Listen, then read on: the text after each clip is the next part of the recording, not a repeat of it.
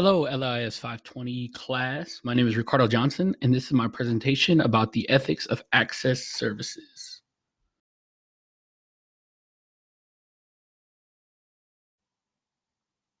Before I begin, I wanted to do a quick overview on UTSA. And in full disclosure, I actually used to work at the John Peace Library on that particular campus for a couple years. The last time I worked here was spring 2017. So I just wanted to let you guys know. But it's the 8th largest school in Texas. There's close to or a bit over 30,000 on-campus students. And with that, there aren't enough beds to accommodate the undergraduate and graduate population. So the school is actually too small to accommodate the entire student body. And that actually plays into what I'm going to talk about later regarding circulation in the John Peace Library. But also something that also plays into the library is, and probably the most important stigma attached to the school, that it's considered a feeder school for more prestigious Texas universities, including UT Austin, University of Houston, UT Dallas, and whatnot. But I'll go into that more later.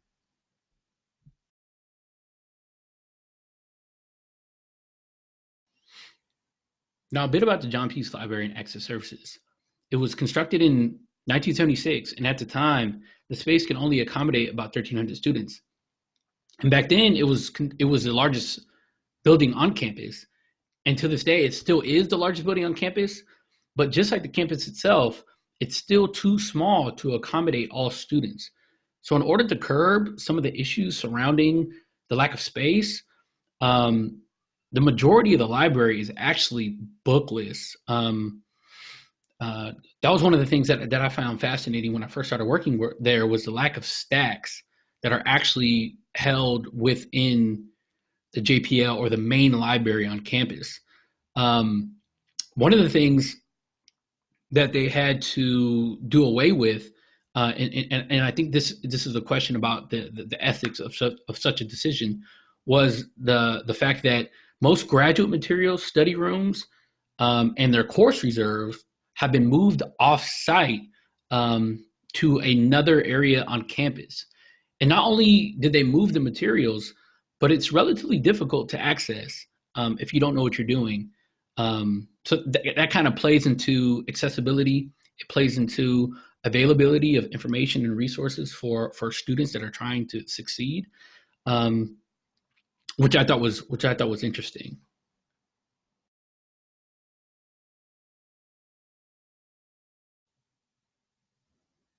For my paper, I actually interviewed Adam Zaby, who's the head of access services at the JPL. And he's actually my former boss as well. He's a really interesting guy.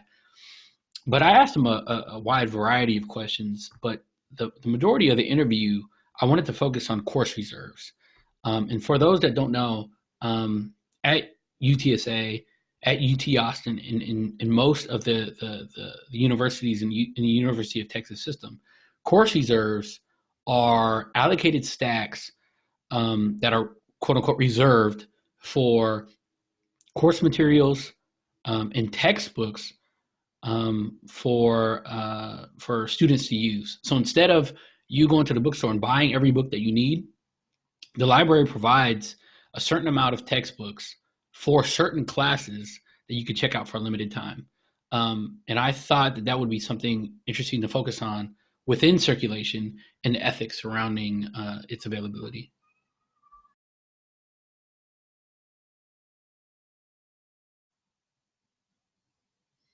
One of the crazier things that Adam and I discussed was the amount of traffic that he receives at Access Services. Um, and, I use Access Services, circulation, and front desk interchangeably. So I hope nobody gets confused by that. But at this point in time, they're receiving over 30,000 transactions a week.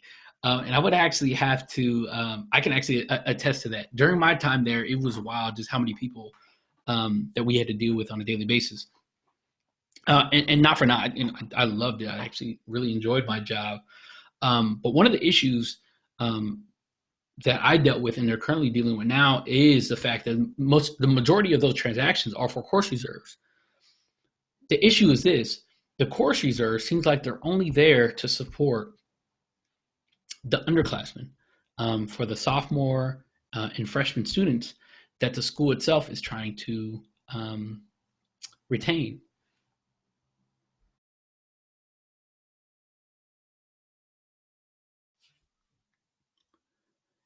And I think this harkens back to what I was mentioning earlier about UTSA and its almost desperate attempt to play catch up with UT Austin. In order to contain attrition, most of the library's resources are allocated to STEM prerequisites. And this is the same across the board at pretty much any of the departments on campus. The arts and humanities courses, students and materials suffer the most.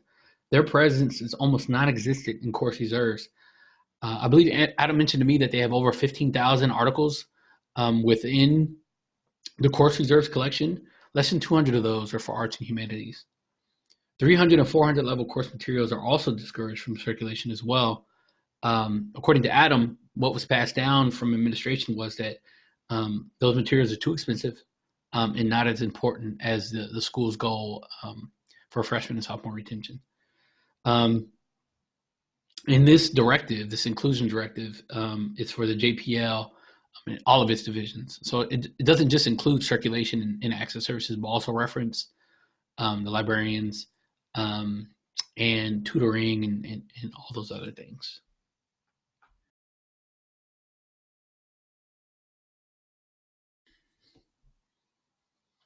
After having that discussion with Adam, I came up with a few suggestions for improvement, not only for circulation and access services, but also for course reserves in UTSA in general, or UTSA libraries in general.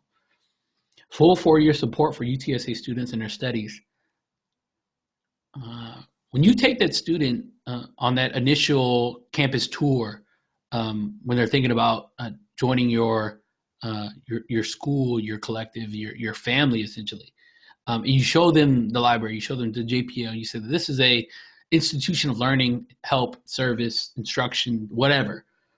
That should be applicable to all 4 years, not just their freshman and sophomore years. Specific circulation and reference help for upperclassmen. And this kind of goes along with my first point. If you say that there's not enough materials, resources, services, people, whatever, then something needs to be set aside so that we make sure that those students are taken care of. Let's assume that we're keeping these students under our wing, or taking these students under our wing for 4 years. Let's equip the library, the JPL itself, to support all 4 of those years. Long-term evolving evaluation of the course reserve system. The JPL cannot get stagnant with the reserves. There just isn't enough space, and it has to be relevant, essential, and important that all 4 years and graduate students are represented in what materials are available on campus. More librarian involvement and less professor interruption or interaction. I forgot to mention this on some of my earlier slides, but this is important. A lot of the materials that are included within course reserves at the JPL and in circulation are provided by the professors of these courses. When a professor allocates a certain textbook for their classes, they're usually given one or several copies of like a teacher's instruction manual or a teacher's version, and they'll usually gift that to the library so that we can put it on our course reserve stacks. The issue is, if a professor does decide to do this, they are given full priority over that book. They get to choose how long the book gets checked out for, and they also get to choose who gets to check it out. So if you're not on this professor's class list, his I don't know, fun list, naughty list, or something, then you can't check out the book. And ethically, I think that goes against the accessibility section of and accommodating section of the ALA Code of Ethics. And I think that needs to be applied to course reserves as well. And lastly, expansion. Bring back the grad students. And this probably just only, I shouldn't say just, but this definitely applies to UTSA.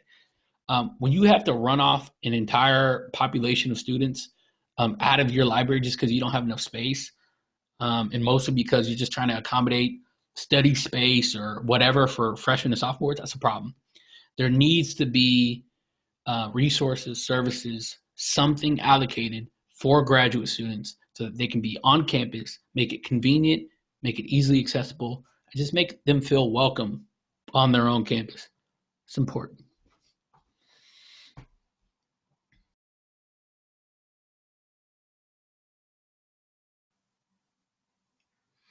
I apologize for my rambling, guys. It's just something that I do. I think I watch too much Tarantino. Anybody who's a Tarantino fan knows that that man does not know when to shut up, and his movies as well. But if you have any questions for me about the presentation um, or about the question itself for discussion, please don't hesitate to send me a message. I look forward to hearing from you guys.